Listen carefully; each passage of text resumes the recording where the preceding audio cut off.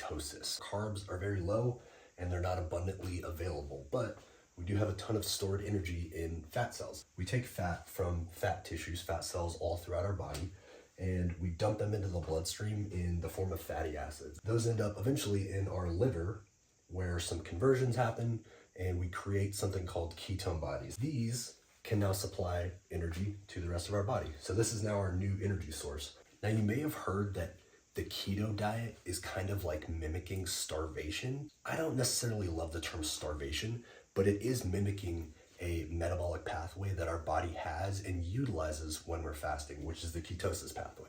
They are quite similar in terms of metabolism.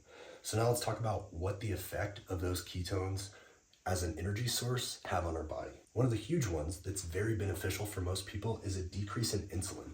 This is because our body has no need for insulin, at high levels at least, and this will lead to more stable blood sugar levels, and for most people, more stable energy levels and even mood and potentially sleep regulations because of that. Ketone metabolism also often results in dramatically reduced inflammation for most people, especially when you consider that, for example, in the standard American diet, a large majority of the food that we consume is highly processed, highly enriched with sugar and other preservatives, colored food dyes, trans fats, all this kind of stuff that's pro-inflammatory.